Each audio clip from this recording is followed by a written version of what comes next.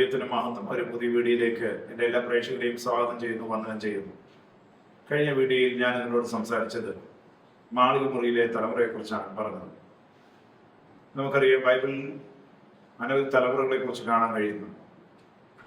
അതുപോലെ അനവധി വീടുകളെക്കുറിച്ചും മുറികളെക്കുറിച്ചും കാണാൻ കഴിയുന്നു. എലീശയ്ക്ക് വേണ്ടി ശൂന്യകാലത്ത് പണിഞ്ഞ മുറി, മണവാളന്റെ മണിയറ, അതുപോലെ കാരാഗ്രഹത്തിന്റെ റൂം, ഇതിനെക്കുറിച്ചെല്ലാം കാണുന്നു. എന്നാൽ അതിനെല്ലാം വ്യത്യസ്തമായിട്ടുള്ള ഒരു മുറി, ഇതാണ് മാളിക മുറി എന്ന് പറയുന്നത്. ഈ മുറിയെക്കുറിച്ച് അല്ലെങ്കിൽ അന്നുണ്ടായിരുന്ന ആ തലമുറയെക്കുറിച്ച് കഴിഞ്ഞ വീഡിയോയിൽ 4 കാര്യങ്ങൾ ഞാൻ പറഞ്ഞു. 1, അവർ കാത്തിരിക്കുന്ന ദാഹമുള്ള ഒരു തലമുറയായിരുന്നു. 2, അവർ മാളിക മുറിയിലെ തലമുറ, അവർ ആരാധിക്കുകയും സ്തുതിക്കുകയും പ്രാർത്ഥിക്കുകയും ചെയ്യുന്ന തലമുറയായിരുന്നു. 3, അവർ വിന്നിങ് ജനറേഷൻ, അവർ ആത്മാക്കളെ നേടുന്നവരാണ്. അവർ ചെന്ന സ്ഥലങ്ങളെല്ലാം ക്രിസ്തുവിലേക്ക് ജനത്തെ നടത്തും. 4, അവർ ഐക്യതയുള്ള തലമുറയായിരുന്നു. അവർ ഏക മനസ്സോട് ദൈവത്തിങ്കിൽ ആശ്രയിച്ച് ദൈവത്തിനു വേണ്ടി ഒരേ ഹൃദയമെടുപ്പോട് അവർ നിന്നു. അങ്ങനെ വളരെ പ്രത്യേകതയുള്ള ഒരു തലമുറയാണ്. എന്നാൽ ആ തലമുറയെ അടയാളപ്പെടുത്തുന്ന മറ്റ് 4 കാര്യങ്ങളാണ് ഈ വീഡിയോയിൽ ഞാൻ നിങ്ങളോട് സംസാരിക്കുന്നത്. എല്ലാ കാലത്തും ദൈവം ഉപയോഗിച്ചിട്ടുള്ള വ്യക്തികളും തലമുറകളുമുണ്ട്. ഈ കാലത്തും ദൈവം ഉപയോഗിക്കുന്നവരുണ്ട്. നമ്മുടെ കാലത്തും ദൈവം ഉപയോഗിക്കുന്ന പ്രിയപ്പെട്ടവരുണ്ട്. ദൈവം നോക്കുന്നത് മാളിക മുറിയിൽ അന്ന് ദാഹത്തോട് കാത്തിരുന്നവരെ പോലെ ദൈവത്തിന്റെ പ്രവൃത്തിക്കായി കാത്തിരിക്കുന്ന, ദൈവത്തിന്റെ പ്രവൃത്തിക്കായി തങ്ങളെ തന്നെ സമർപ്പിക്കുന്ന, വളരെ ഉത്സാഹത്തോടെ ദൈവസന്നാഹത്തിൽ വരുന്ന ഒരു കൂട്ടത്തെ നോക്കുന്നു. ഇന്നും മറ്റൊരു സാന്നിധ്യവും കൃപയും ദൈവം ഈ കാലഘട്ടത്തിൽ നമ്മിലൂടെ പകരാൻ ദൈവം ആഗ്രഹിക്കുന്നു. നമ്മുടെ മുമ്പിൽ ഉയർത്തപ്പെടുന്ന ചോദ്യം, നാം അവരെ പോലെ ആയിത്തീരാൻ കഴിയുന്നു? വായിക്കാം. അപ്പോസ്തല പ്രവൃത്തി 1:13. അവർ പാർത്ത മാളിക മുറിയിൽ കയറിപ്പോയി. പത്രോസ്, യോഹന്നാൻ, യാക്കോബ്, അന്ത്രയാസ്, ഫിലിപ്പോസ്, തോമസ്, ബർത്തിലോമായി, മത്തായി, അൽഫായുടെ മകനായ യാക്കോബ്, എരിവുകാരനായ ശിമോൻ, യാക്കോബിന്റെ മകനായ യൂദ, ഇവരെല്ലാവരും സ്ത്രീകളോടും യേശുവിന്റെ അമ്മയായ മറിയയോടും അവന്റെ സഹോദരന്മാരോടും കൂടെ ഒരുമനപ്പെട്ട് പ്രാർത്ഥന കഴിച്ചുപോയി. അപ്പൊ ഇവിടെ ഒരു ഗ്രൂപ്പ് ആൾക്കാർ ഇവിടെ ഒരു മുറിയിൽ വന്നിരിക്കുന്നു. ഈ മുറിയുടെ നീളം എത്രയാണ് എന്നുള്ളതല്ല പ്രശ്നം. ഈ മുറിയുടെ വലിപ്പം എത്രയാണ് എന്നതല്ല പ്രശ്നം. ഈ മുറി ഒരു ആത്മീയ കാര്യത്തിന് വേണ്ടി പ്രത്യേകിച്ച് ഡെക്കറേറ്റ് ചെയ്തിരിക്കുന്നുണ്ടോ എന്നുള്ളതല്ല. ഇവിടെ പുരോഹിത ശുശ്രൂഷ ചെയ്യുവാൻ വേണ്ടി പുരോഹിതന്മാരുണ്ടോ എന്നുള്ളതല്ല. ഇങ്ങനെയുള്ള പുറമേ ഒരു ഡെക്കറേറ്റഡ് സാഹചര്യമല്ലായിരുന്നു ഈ റൂം. എന്നാൽ സാധാരണ ഒരു റൂം. ആ റൂമിൽ 120 പേര് കൂടിയിരിക്കുന്നു. അവര് ആത്മാവിനായി കാത്തിരിക്കുന്നു. ആ മുറിയിൽ വ്യാപരിച്ച ദൈവശക്തി, അവയെക്കുറിച്ചാണ് ഞാൻ പറയുന്നത്. ഇന്നും കർത്താവ് അങ്ങനെ ഒരു സമൂഹം ദൈവത്തിന് വേണ്ടി കാത്തിരുന്ന് ആ സാന്നിധ്യം പകർന്ന് ലോകത്തിലേക്ക് ദൈവത്തിന്റെ സുവിശേഷമായി ചെല്ലുവാൻ ദൈവം ആഗ്രഹിക്കുന്നു. അതിലേക്കാണ് ദൈവത്തിന്റെ ആത്മാവ് ഈ ദിവസങ്ങളിൽ നമ്മെ ആഹ്വാനം ചെയ്യുന്നത്. ഒന്നാമതായ ഈ തലമുറയുടെ ഒന്നാമത്തെ പ്രത്യേകത എന്താണെന്ന് നാം പരിശോധിക്കുമ്പോൾ അത് അനുസരണമുള്ള ഒരു തലമുറയായിരുന്നു. വായിക്കാം. അപ്പോസ്തല പ്രവൃത്തി 1-ാം അധ്യായം അതിന്റെ 4-ാം വാക്യം നമുക്ക് വായിക്കാം. അങ്ങനെ അവൻ അവരുമായി കൂടിയിരിക്കുമ്പോൾ അവരോട്, നിങ്ങൾ യെരൂശലേമിൽ നിന്ന് വാങ്ങിപ്പോകാതെ എന്നോട് കേട്ട പിതാവിന്റെ വാഗ്ദത്തത്തിനായി കാത്തിരിക്കണം. അപ്പൊ ഇവിടെ ദൈവം അവരോട് പറഞ്ഞിരിക്കുന്നു, നിങ്ങൾ യെരൂശലേമിൽ നിന്ന് വാങ്ങിപ്പോകരുത്. നിങ്ങൾ എന്നോട് കേട്ട ദൈവത്തിന്റെ വാഗ്ദത്തത്തിനായി കാത്തിരിക്കണം. കർത്താവ് ഈ ഭൂമിയിലായിരുന്നപ്പോൾ പരിശുദ്ധാത്മാവ് എന്നൊരു കാര്യസ്ഥനെ അവർക്ക് നൽകാമെന്ന് അവരോട് പറഞ്ഞിട്ടുണ്ട്. എന്നാൽ അതിനുവേണ്ടി അവർ കാത്തിരിക്കണം. അവര് കാത്തിരിക്കേണ്ടത് ആ പട്ടണത്തിൽ തന്നെ, നഗരത്തിൽ തന്നെ കാത്തിരിക്കണമെന്ന് കർത്താവ് പറഞ്ഞിരിക്കുന്നു. അതുപോലെ തന്നെ അവർ കൂടി വന്നിരിക്കുന്നു. ഈ സ്ഥലം എന്ന് പറയുന്നത് യേശുവിന്റെ ശിഷ്യന്മാരെ സംബന്ധിച്ചിടത്തോളം വളരെ ബുദ്ധിമുട്ടേറിയ ഒരു സ്ഥലമാണ്. യേശുവിന്റെ ക്രൂശീകരണവുമായി ബന്ധപ്പെട്ട ഒരു സ്ഥലം. അവിടെയാണ് യഹൂദന്മാർ തങ്ങളെ പീഡിപ്പിക്കുന്ന സ്ഥലം, അല്ലെങ്കിൽ ജൂതന്മാർ തിങ്ങിപ്പാർക്കുന്ന ഒരു സ്ഥലം, അതുപോലെ റോമ പട്ടാളമുള്ള ഒരു സ്ഥലം. അവിടെ ഏറ്റവും അപകടകരമായ ഒരു സ്ഥലമാണ്. അവർക്ക് വേണമെങ്കിൽ ഇങ്ങനെ ചിന്തിക്കാം, എന്തായാലും യേശു സ്വർഗാരോഹണം ചെയ്തു പോയി, യേശു ക്രൂശീകരിക്കപ്പെട്ടു, മരിച്ചു, ഇന്ന് നമ്മുടെ കൂടെ ഇല്ല, യേശു സ്വർഗാരോഹണം ചെയ്തു. ഇനി നമ്മൾ ഈ സ്ഥലത്ത് കൂടി വന്നാൽ കൂടുതൽ വേഗത്തിൽ യഹൂദന്മാർക്ക് തിരിച്ചറിയുവാനും അതുപോലെ റോമ പട്ടണത്തിൽ വരുവാനും നമ്മളെ പിടിക്കുവാനും ജയിലിലാക്കുവാനും നമ്മുടെ ജീവിതം അപകടത്തിൽ പെടാനും ഒക്കെയുള്ള സാധ്യതകൾ ഉള്ളതുകൊണ്ട് മറ്റൊരു സ്ഥലത്തേക്ക്, ആരും കാണാത്ത ഒരു വിജന സ്ഥലത്തേക്ക് പോകാം എന്ന് അവർക്ക് ചിന്തിക്കാം. എന്നാൽ അവിടെ ബുദ്ധിപരമായി അവർ ചിന്തിച്ചാൽ ഇങ്ങനെയൊക്കെ അവർ ചെയ്യുമായിരുന്നു. എന്നാൽ ദൈവം പറഞ്ഞത് അവർ അതുപോലെ കേട്ട് അനുസരിക്കാൻ തുടങ്ങി. പലപ്പോഴും നമ്മുടെ ജീവിതത്തിൽ അനുഗ്രഹങ്ങൾ പ്രാപിക്കാത്തതിന്റെ പല കാരണങ്ങളിൽ ഒന്ന്, ഏറ്റവും വളരെ പ്രധാനപ്പെട്ട ഒരു കാരണം എന്ന് പറഞ്ഞാൽ, നമ്മൾ പലപ്പോഴും നമ്മുടെ ബുദ്ധി കൊണ്ട് പല കാര്യങ്ങളും ആലോചിച്ച് ചിന്തിച്ച് നമുക്ക് ഇഷ്ടമുള്ള നിലയിലേക്ക് നമ്മൾ തീരുമാനങ്ങൾ എടുത്ത് നമ്മുടെ പ്രവൃത്തികൾ ആത്മീയമാണെങ്കിലും ഭൗതികമാണെങ്കിലും ചെയ്യുന്നത് കൊണ്ട് ദൈവീയ അനുഗ്രഹങ്ങൾ നമ്മുടെ ജീവിതത്തിൽ വരുന്നില്ല എന്നുള്ളതാണ്. അവർക്ക് ഒരിക്കലും അവരുടെ യുക്തിക്ക് യോജിക്കുന്നതല്ല ദൈവം അവരോട് പറഞ്ഞത്. അവർ പട്ടണത്തിൽ തന്നെ കാത്തിരിക്കുക എന്നത് അവരെ സംബന്ധിച്ചോളം ഭയം ഉളവാക്കുന്ന അല്ലെങ്കിൽ പ്രതിസന്ധി ഉളവാക്കുന്ന ഒന്നാണ്. എങ്കിലും അവർ ദൈവത്തിന്റെ വാക്ക് വിശ്വസിച്ചുകൊണ്ട്, കർത്താവിന്റെ വാക്ക് വിശ്വസിച്ചുകൊണ്ട് അവർ നഗരത്തിൽ തന്നെ കാത്തിരിക്കുവാൻ വേണ്ടി അവർ തയ്യാറായി. നമ്മുടെ ജീവിതത്തിൽ ദൈവത്തിന്റെ അനുഗ്രഹങ്ങൾ നാം പ്രാപിക്കണമെങ്കിൽ ദൈവം പറയുന്ന വാക്കുകൾ അതേപടി നമ്മുടെ യുക്തിക്കോ നമ്മുടെ ബുദ്ധിക്കോ ഒന്നും യോജിക്കുന്നില്ലെങ്കിലും നമ്മുടെ അറിവുമായി മാച്ച് ചെയ്യപ്പെടുമ്പോൾ അതൊരിക്കലും പലതരത്തിലുള്ള പ്രതിസന്ധികൾ ചിലപ്പോൾ ആ കാര്യം ചെയ്താൽ നമുക്കുണ്ടായേക്കാം. എങ്കിലും ദൈവത്തിന്റെ വചനം നാം അതുപോലെ അനുസരിച്ചാൽ, ദൈവത്തിന്റെ ശബ്ദം നാം അനുസരിച്ചാൽ നമ്മുടെ ജീവിതത്തിൽ അനുഗ്രഹം ഉണ്ടാകും. ഈ തലമുറയുടെ ഒരു പ്രത്യേകത, ഇവർ ദൈവത്തെ അനുസരിക്കാൻ തയ്യാറായി. നമ്മുടെ ജീവിതത്തിലും ഇതേ രീതിയിൽ ദൈവത്തിൽ നമ്മളെ ഉപയോഗിക്കുവാൻ പ്ലാനുണ്ട്, പദ്ധതികളുണ്ട്. പക്ഷേ ദൈവം നമ്മളോട് ചോദിക്കുന്ന ഒരു ചോദ്യം, നമുക്ക് അവരെ പോലെ അനുസരിക്കുവാൻ നമുക്ക് കഴിയുമോ എന്ന ഒരു ചോദ്യമാണ്. ഒരിക്കലും ഒരു ബാലൻ ഒരു സ്ഥലത്ത് കളിച്ചുകൊണ്ടിരിക്കുമ്പോൾ തന്റെ പിതാവ് പറഞ്ഞ, മോനെ ഇവിടുന്ന് മാറി നിൽക്കണം. ആ അപ്പന്റെ വാക്ക് കേട്ടുകൊണ്ട് ആ മകൻ മാറി. എന്നാൽ അല്പസമയത്തിന് അകത്ത് അവിടെ ഒരു വിഷപ്പാമ്പ് ചീറ്റിക്കൊണ്ട് അവിടെ വന്നു. ആ സ്ഥലത്ത് ആ കുട്ടി ആ സമയത്ത് നിന്നിരുന്നെങ്കിൽ ഒരുപക്ഷെ അപകടം തന്റെ ജീവിതത്തിൽ വരാമായിരുന്നു. എന്നാൽ ആ കുട്ടി ആ പിതാവിന്റെ ആ വാക്ക് അതുപോലെ അനുസരിച്ചത് കൊണ്ട് വലിയ അപകടങ്ങളിൽ നിന്ന് ആ കുഞ്ഞ് രക്ഷപ്പെടുവാനിടയായി. പലപ്പോഴും നമ്മൾ അറിയാത്ത ചില ആത്മീയ യുദ്ധങ്ങൾ, സ്പിരിച്വൽ ബാറ്റിൽ നമുക്കുണ്ടാകാം, പോരാട്ടങ്ങൾ നമുക്കുണ്ടാകാം, പ്രതിസന്ധികൾ ഉണ്ടാകാം, പരാജയത്തിന്റെ സാഹചര്യങ്ങൾ ശത്രു ഒരുക്കുന്നുണ്ടാകാം. എങ്കിലും ദൈവം അതിൽ നിന്ന് നമ്മളെ വിടുവിക്കുവാൻ വേണ്ടി, ദൈവം നമ്മളെ അനുഗ്രഹിക്കുവാൻ വേണ്ടി ദൈവം ചില കാര്യങ്ങൾ നാം പറയുമ്പോൾ നമുക്കത് യുക്തിക്ക് യോജിക്കുന്നതാണെങ്കിലും അല്ലെങ്കിലും അത് നാം അതേപോലെ അനുസരിച്ചാൽ ജീവിതം അനുഗ്രഹപൂർണമായി മാറും. ഇവർ അനുസരിക്കുന്നവരായിരുന്നു.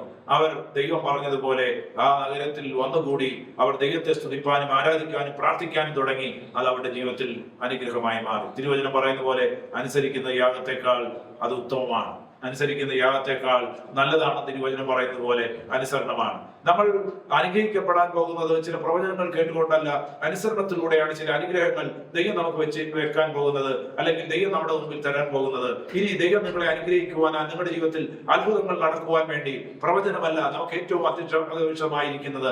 ദൈവത്തിന്റെ വചനം കേൾക്കണം, വചനത്തെ അനുസരിക്കണം. വചനത്തിലൂടെയുള്ള ചില അനുഗ്രഹങ്ങൾ ദൈവം നമുക്ക് നൽകുന്നു, അത് നാം മനസ്സിലാക്കുക. രണ്ടാമത് നമുക്ക് നോക്കാം, ഈ തലമുറയുടെ മറ്റൊരു പ്രത്യേകത എന്ന് പറഞ്ഞാൽ they were carrying generation. First was obedient generation.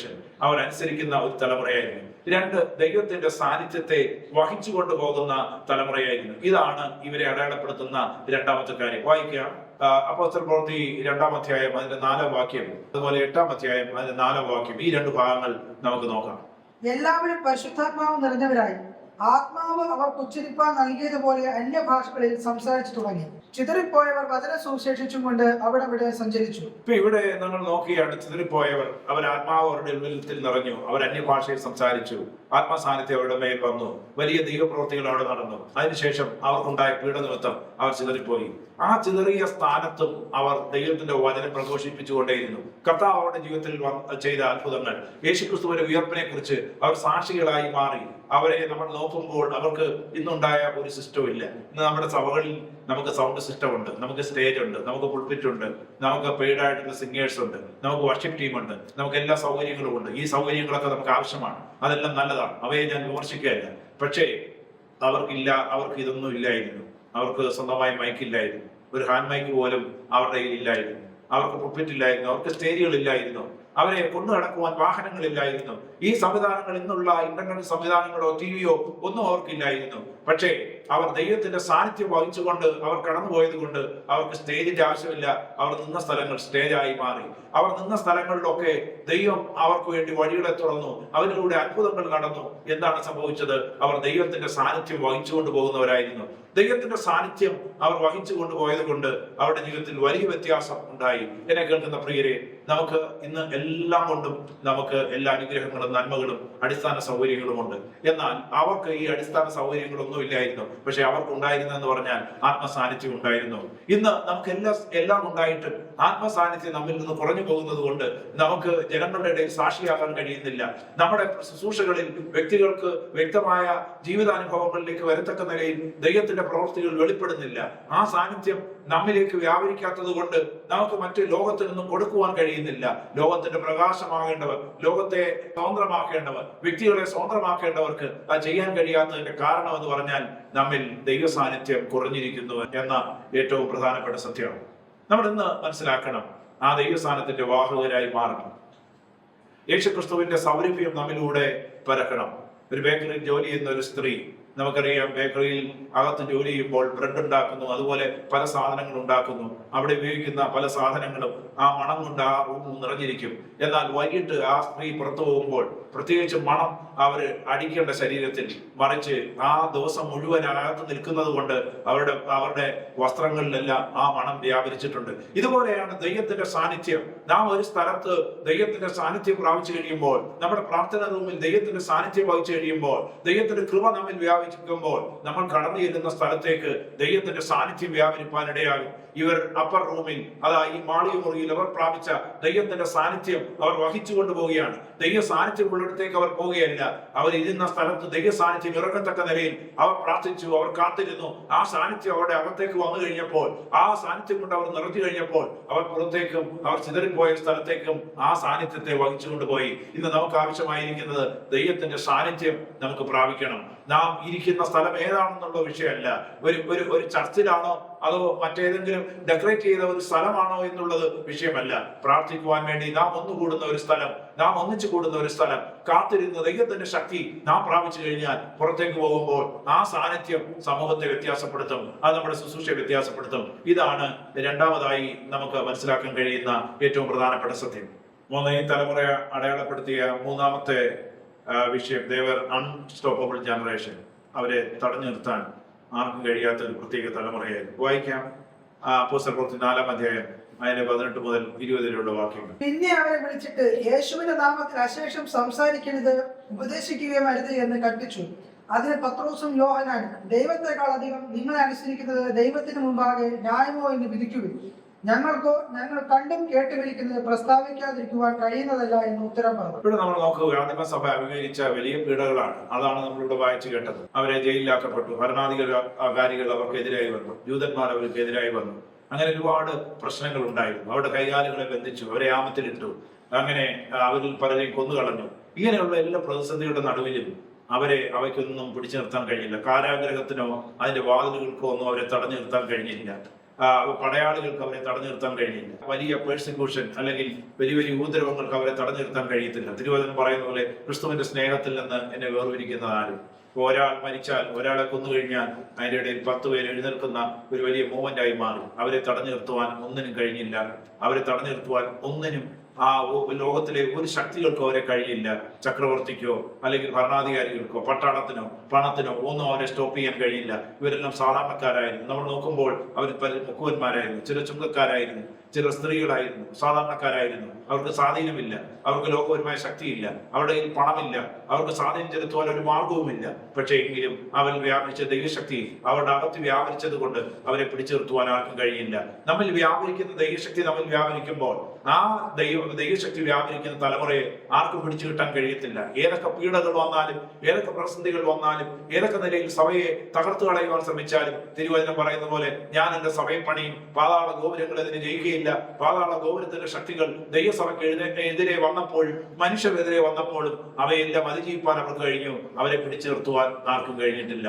അവരെ കുറിച്ച് പറയുന്നത് ലോകത്തെ കീഴ്മേൽ മറിക്കുന്നവർ ഇവിടെയും വന്നു.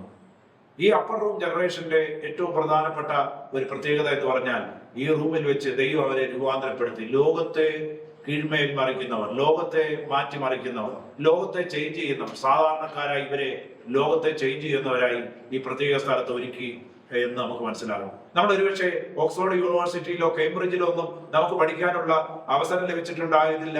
അങ്ങനെയുള്ള കേംബ്രിഡ്ജിലോ ഓക്സ്ഫോർഡ് യൂണിവേഴ്സിറ്റിയിലോ ഒക്കെ പഠിക്കുന്നവരുണ്ടാകാം. ലോകത്തിലെ ഏറ്റവും പ്രധാനപ്പെട്ട പ്രശസ്തമായ യൂണിവേഴ്സിറ്റികളിലോ അല്ലെങ്കിൽ ഓരോ മേഖലകളിൽ അതിൻ്റെതായിട്ടുള്ള ഏറ്റവും മെച്ചപ്പെട്ട സ്ഥലങ്ങളിൽ ട്രെയിനിങ് ലഭിച്ചവരുണ്ടാകാം. എന്നാൽ ഇവർക്ക് ഇങ്ങനെയുള്ള ട്രെയിനിങ്ങുകളൊന്നും ലഭിച്ചില്ല. ഇവർക്ക് ആർക്കും വാക്കു പറയുവാനുള്ള ശക്തിയില്ല. എങ്കിലും ദൈവം അവരെ മാറ്റി, അവരുടെ സ്വഭാവത്തെ മാറ്റി. ദൈവം അവരുടെ നാവിൽ ശക്തി കൊടുത്തു, ദൈവം അവർക്ക് പവർ കൊടുത്തു. അവരെ കണ്ടപ്പോൾ അന്ധകാരങ്ങൾ ഇളകിപ്പോയി, അവരെ കണ്ടപ്പോൾ രോഗികൾ സൗഖ്യമായി. കാരണം എന്താണെന്ന് അറിയാമോ? അവരിൽ വ്യാപരിച്ച ഒരു ദൈവകൃപ. ആ ദൈവകൃപ അവരിൽ വ്യാപരിച്ചത് കൊണ്ട് അവരെ തടഞ്ഞു നിർത്താൻ കഴിയില്ല. വെള്ളം ഒഴുകിക്കൊണ്ടിരിക്കുമ്പോൾ നമുക്കറിയാം, അതിന് മുമ്പിൽ നിൽക്കുന്ന ഒരു പർവ്വതം അല്ലെങ്കിൽ ഒരു പാറ, ഒരു വലിയ പാറയാണെങ്കിൽ ആ പാറയ്ക്ക് ആ വെള്ളത്തെ തടഞ്ഞു നിർത്താൻ കഴിയത്തില്ല. ആ വെള്ളം ഒഴുകി ഒഴുകി അത് നദിയായി അതിന്റെ പാതകൾ അത് തന്നെത്താൻ റെഡിയാക്കി അത് അതിന്റെ വഴിയിലൂടെ അത് പോകുക എന്നുള്ളതാണ്. അത് വഴി മാറിയാലും അത് അതിൻ്റെതായിട്ടുള്ള അതിന്റെ മറ്റൊരു പാത തുറന്നത് മുമ്പോട്ട് പോകും. ഇതുപോലെയാണ് ദൈവശക്തിയാൽ പോകുന്നവർ. അവിടെ മുമ്പിൽ ഏതൊക്കെ ഒപ്പോസിഷൻ ഉണ്ടായാലും, ആരൊക്കെ അവരെ വെറുത്താലും, ഏതൊക്കെ കല്ലേറുകളോ ചാട്ടാപാറുകൾ കൊണ്ടുള്ള അടിയോ ഒക്കെ അവർ ഏറ്റുകഴിഞ്ഞാലും അവരെ നിർത്താൻ ആർക്കും കഴിയുന്നില്ല. കാരണം എന്താണെന്ന് അറിയാമോ? അവിടെ അകത്തൂടെ വ്യാപരിക്കുന്ന ഒരു ദൈവശക്തിയുണ്ട്. അതിനെ തടഞ്ഞു നിർത്തുവാൻ ആർക്കും കഴിയില്ല. അവർ സഭ എന്ന് പറയുന്നത് യെരൂശലേമിൽ മാത്രമല്ല, അത് യഹൂദയിലേക്കും പോയി. അത് അവിടെ മാത്രമല്ല, അത് ശമരിയയിലേക്ക് പോയി. ലോകത്തിന്റെ പല രാജ്യങ്ങളിലേക്ക് അത് വ്യാപരിച്ചു. എന്താണ്? അവരെ ആർക്കും നിർത്താൻ കഴിയാത്ത ഒരു ശക്തിയായി മാറി. ഹല്ലേലൂയ. നമ്മളെ മുമ്പോട്ട് പോകുന്ന നയിക്കുന്ന ആ ശക്തി ആ റൂമിൽ നിന്ന് അവർ പ്രാപിച്ചതുപോലെ ഇന്ന് എന്നെ കേൾക്കുന്ന പ്രിയരെ, നമ്മിൽ ദൈവശക്തി വ്യാപരിച്ചാൽ, ദൈവകൃപ വ്യാപരിച്ചാൽ നമ്മളെ സ്റ്റോപ്പ് ചെയ്യാൻ ആർക്കും കഴിയില്ല. നാലാമതായി നമുക്ക് നോക്കാം, ഈ തലമുറയെ അടയാളപ്പെടുത്തുന്ന നാലാമത്തെ കാര്യം എന്താണെന്ന് പരിശോധിക്കുമ്പോൾ ഹീലിംഗ് ജനറേഷൻ, അവര് സൗഖ്യമാക്കുന്ന ഒരു തലമുറയായിരുന്നു. നാലാമതായി അവരെ നമുക്ക് മനസ്സിലാക്കാൻ കഴിയുന്നത് അവർ സൗഖ്യം നൽകുന്ന, അല്ലെങ്കിൽ ദൈവം അവരെ സൗഖ്യത്തിനായി ദൈവം ഉപയോഗിച്ച ഒരു തലമുറയായിട്ട് നമുക്ക് കാണാം. വായിക്കാം. അപ്പോസ്തലർ പ്രവൃത്തി 3:6 മുതൽ 8 വരെയുള്ള ഭാഗങ്ങൾ നമുക്ക് വായിക്കാം. അപ്പോൾ പത്രോസ്, വെള്ളിയും പൊന്നും എനിക്കില്ല, എനിക്കുള്ളത് നിനക്ക് തരുന്നു. നസറേയനായ യേശുക്രിസ്തുവിന്റെ നാമത്തിൽ നടക്കുക എന്ന് പറഞ്ഞു. അവനെ വലകൈക്ക് പിടിച്ച് എഴുന്നേൽപ്പിച്ചു. ക്ഷണത്തിൽ അവന്റെ കാലും നരിയാണിയും മുളച്ച് അവൻ കുതിച്ചെഴുന്നേറ്റ് നടന്നും തുള്ളിയും ദൈവത്തെ പൂർത്തിയും കൊണ്ട് അവരോടുകൂടെ ദേവാലയത്തിൽ കടന്നു. ഇവിടെ നിങ്ങൾ നോക്കൂ, ഈ സാധാരണക്കാരായ മനുഷ്യർ, ഇവർക്കൊന്നും ചെയ്യാൻ കഴിയില്ല, വലിയ പഠിപ്പൊന്നുമില്ല, ഇവരെ കൊണ്ട് വലിയ കപ്പാസിറ്റി ഒന്നും ഉള്ളവരല്ല. പക്ഷേ ഈ തലമുറയിൽ ദൈവസാന്നിധ്യം വ്യാപിച്ചു കഴിഞ്ഞപ്പോൾ ഇവർ ചെയ്യുന്ന ശുശ്രൂഷകൾക്ക് മാറ്റം വന്നു. ഇവർ കടന്നു പോകുമ്പോൾ ആലയത്തിന്റെ വാതിൽക്കൽ ഇരുന്ന ഒരു മനുഷ്യൻ, അവന് നടക്കാൻ വയ്യ, എഴുന്നേക്കാൻ വയ്യ, അങ്ങനെ ഒരു മനുഷ്യൻ എന്തെങ്കിലും കിട്ടുമെന്ന് പറഞ്ഞ് ചോദിച്ചപ്പോൾ അവൻ പറയുന്നു, ഞങ്ങൾക്ക് ഇതൊന്നും തരാനില്ല, ഞങ്ങളുടെ കയ്യിൽ കാശില്ല, പക്ഷേ ഞങ്ങൾക്ക് തരാൻ കഴിയുന്നത് ഞങ്ങളിൽ വ്യാപരിക്കുന്ന ഒരു ദൈവശക്തിയാണ്. ഞങ്ങൾക്ക് തരാൻ കഴിയുന്ന യേശുവിന്റെ നാമത്തിലുള്ള സൗഖ്യമാണ്.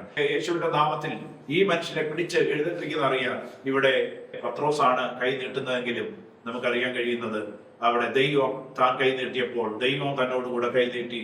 അതുകൊണ്ടാണ് ഈ മനുഷ്യൻ എഴുന്നേറ്റത്. കാരണം ദൈവനാമത്തിൽ നാം നിൽക്കുമ്പോൾ ഈ തലമുറയുടെ ഒരു പ്രത്യേകത, മുടന്തനെ കാണുമ്പോൾ അവനെ ആശ്വസിപ്പിച്ചിട്ട് പോവുകയല്ല, അവനെ പിടിച്ചെഴുന്നേൽപ്പിക്കുന്ന ഒരു തലമുറയായി മാറുന്നു. വലിയ അത്ഭുതങ്ങൾ നടക്കുന്നു. പിന്നെ നമുക്കറിയാം, പിന്നെ 5:15-16 വരുമ്പോൾ അവിടെയും ചില അത്ഭുതങ്ങൾ നമുക്ക് കാണാൻ കഴിയും. വായിക്കാം 5:15 മുതൽ 16 വരെയുള്ള വാക്യങ്ങൾ. രോഗികളെ പുറത്തു കൊണ്ടുവന്നു. പത്രോസ് കടന്നു പോകുമ്പോൾ അവരുടെ നിഴൽ എങ്കിലും അവരിൽ വല്ലവരുടെ മേൽ വീഴേണ്ടതിന് വീതികളിൽ വിരിപ്പിന്മേലും കിടക്കമേലും കിടത്തു.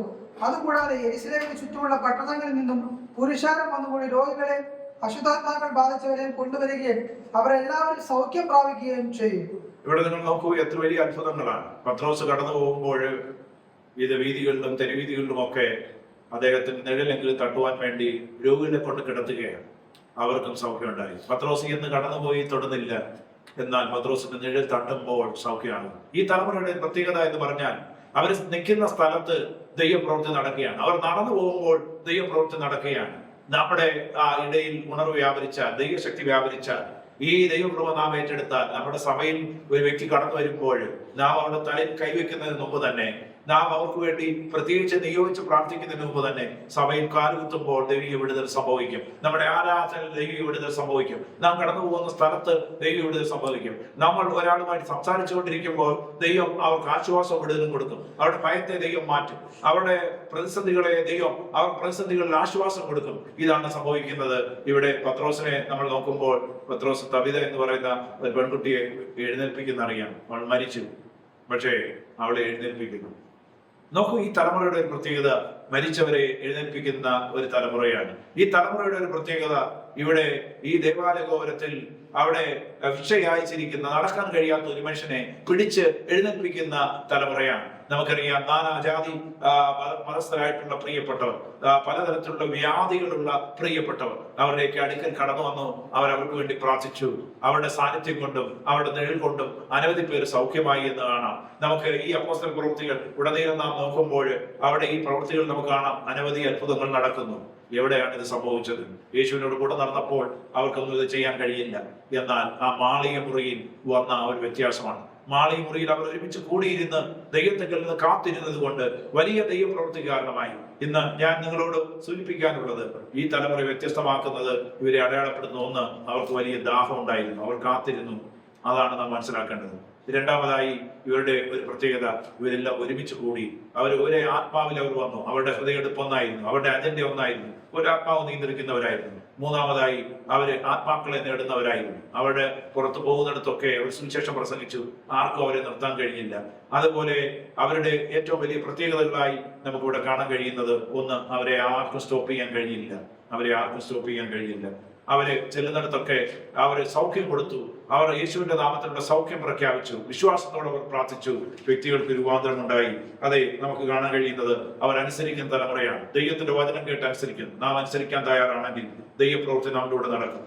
നാം അനുസരിക്കാൻ തയ്യാറാണെങ്കിൽ ദൈവം നമ്മളിലൂടെ വൻ കാര്യങ്ങളെ ചെയ്യും. നമുക്ക് അനുസരിക്കാൻ കഴിയുമോ? അതാണ് ഇവിടുത്തെ ഏറ്റവും പ്രധാനപ്പെട്ട കാര്യം. നമുക്ക് ദൈവസനത്തിൽ കാത്തിരുന്ന് ദൈവത്തിന്റെ ആ സാന്നിധ്യം പ്രാപിച്ചുകൊണ്ട് പുറത്തോട്ട് പോകാൻ കഴിയുമോ? എങ്കിൽ വ്യത്യാസങ്ങൾ ഉണ്ടാകും. നാം ആത്മശക്തിയാൽ നിറഞ്ഞു കഴിഞ്ഞാൽ നമ്മളെ സ്റ്റോപ്പ് ചെയ്യാൻ ആർക്കും കഴിയത്തില്ല. നമുക്കെങ്ങുമില്ലാത്ത ധൈര്യവും ശക്തിയും നമുക്ക് ലഭിക്കും. അതുകൊണ്ട് നമുക്ക് അവനിൽ ആശ്രയിക്കാം, ദൈവത്തിൽ ആശ്രയിക്കാം. ഈ ദിവസങ്ങളിൽ നമുക്ക് ദൈവത്തോട് പ്രാർത്ഥിക്കാം. ആ ഒരു പുതിയ തലമുറ ഞങ്ങളുടെ രൂപപ്പെട്ടു വരുവാൻ, ആ ആത്മസാന്നിധ്യം വഹിക്കുന്നവരായി തീരുവാൻ കർത്താവേ, ഞങ്ങൾ ഈ ദിവസങ്ങളിൽ പ്രത്യേക സ്ഥലങ്ങളിൽ നിന്ന് ഒരുമിച്ചിരുന്ന് പ്രാർത്ഥിക്കാനുള്ള നിയോഗം എനിക്ക് തരണമേ. എന്നെയും അതിനായി രൂപാന്തരപ്പെടുത്തണമേ എന്ന് നമുക്ക് പ്രാർത്ഥിക്കാം. ദൈവം നമ്മുടെ ഇടയിൽ ഉണർവഹിക്കും. ഞാൻ എന്റെ വാക്കുകളെ ഈ സമയം ചുരുക്കുന്നു. ദൈവം നമ്മെ എല്ലാവരെയും അനുഗ്രഹിക്കും.